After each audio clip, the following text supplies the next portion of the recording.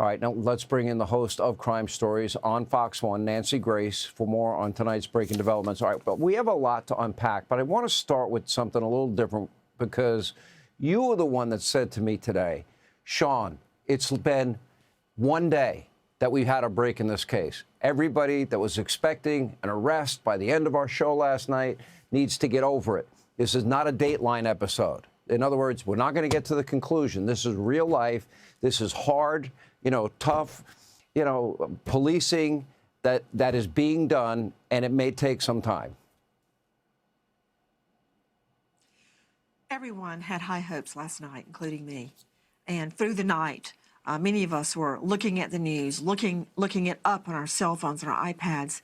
This morning, hopes were dashed when we learned that the individual had been released. Is not connected to Nancy Guthrie's kidnapping.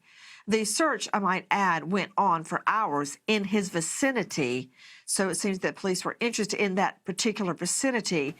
But you're right, that's not the way investigations work. We have to pick ourselves up, like the FBI, like local law enforcement, like the Guthries, and keep going. The FBI certainly doesn't need us here tonight, but what if we uncover something? What if one tip comes in because of what you are doing, what we are doing? Therefore, we can't stop. And I want to bring something else up about that glove. This guy was so careful to wear gloves. He didn't want to leave any fingerprints behind. What many perpetrators do not realize is they are leaving their fingerprints inside the glove. Now, problem, if it is a powdered glove, sometimes sweat and powder can mix together and blur the fingerprint. However, sometimes that powder can actually preserve the print. So we got that going for us. And it's not just that the gloves are similar to those we see on Nancy Guthrie's front porch that the perpetrator's wearing. It's location, location, location. Near her neighborhood, in her neighborhood, 1.5 miles away from the crime scene. Why were they there? Think. They were also combing the area around Campbell and Estrada today by the road. They were in pairs, stretched out, lots of them looking right alongside the road, going up into the cactus. Why? Why? I think there was a tip. I wonder, did someone see someone throw something out a car window? It's not a coincidence. There's no coincidence in criminal law. They're looking the roadway there, and they find a pair of gloves along the roadway.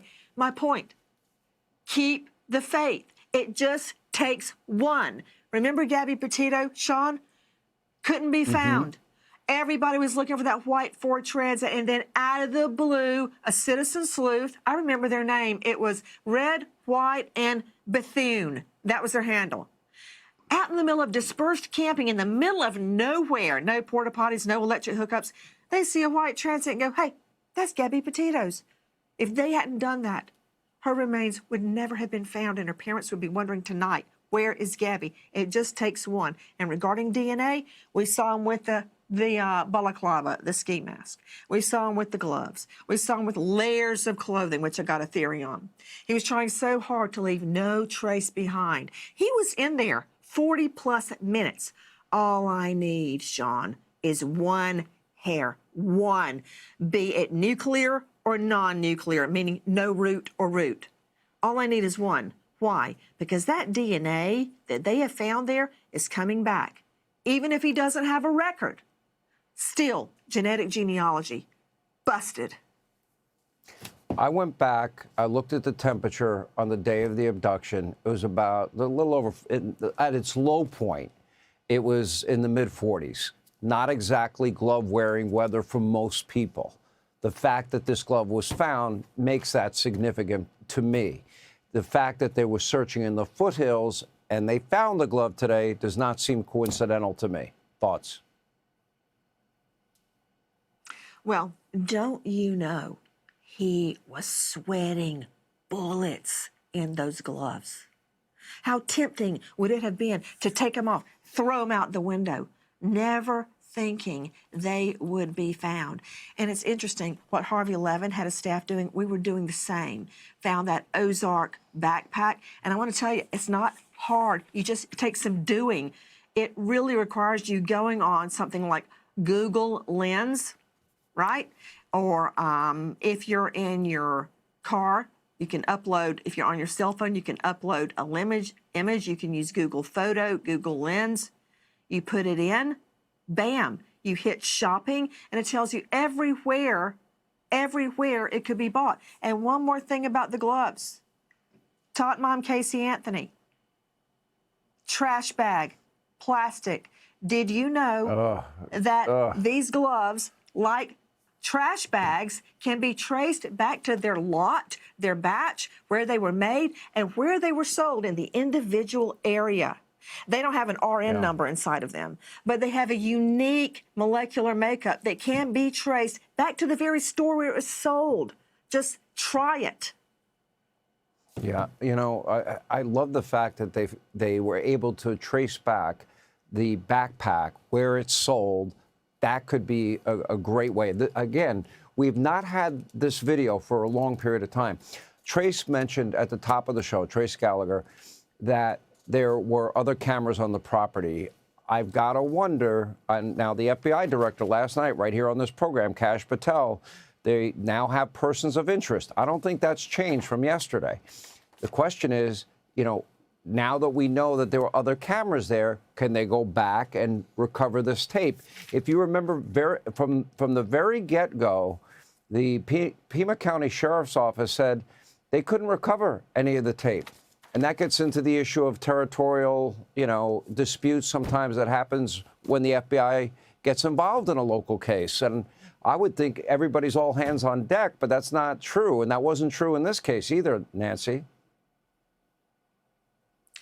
You're absolutely right. At the get-go, recall the sheriff stating, we tried, she didn't have a subscription. Oh, shucks. BS, technical legal term. The feds finally got their toe in the door, and within days, they have mined the vast, vast information of Google. And of all those millions and millions of data points, they find Nancy Guthrie's Nest door cam and manage to extract images from it. It's amazing. Woulda, coulda, shoulda. Could it have been done a week before if the feds hadn't been invited in earlier? That's an argument for another day. Tonight is Find Nancy Guthrie. It makes me wonder, too, is there going to be more video? Let me ask you one last question. But what about this third letter requesting one single Bitcoin? That's trading now at 67.5. The reward is 50. You know, why would somebody risk going to jail over, you know, $17,000? You know, Sean, I've prosecuted a lot of violent criminals, all felonies. So are we supposed to trust a rat who wants to rat on a rat? There's a $50,000 reward, but he's committing a crime to get Bitcoin, 67 grand, while a family is suffering and a woman could be dying a slow death. The medicine, Sean, that she may need. If you look at that photo of her sitting in a lounge chair outside, it's like a picnic with a child, a little girl beside her, the face is blurred. Her left hand, you see a dark, dark purplish bruising here. My dad had that. He was on Eliquis. Those types of medications, Eliquis, things for people with pacemakers, heart medication, can be easily gotten, for instance, in Mexico, very easily. She within the 9-hour still be radius on her meds, so I'm holding out. Okay. Yes. Well, I want everyone to, and that's in the 9-hour radius that Harvey had laid out very early on. Nancy Grace, we appreciate you being with us. Thank you. Want even more Fox News on YouTube? Become a Fox News Patriot today. Click join to find out how.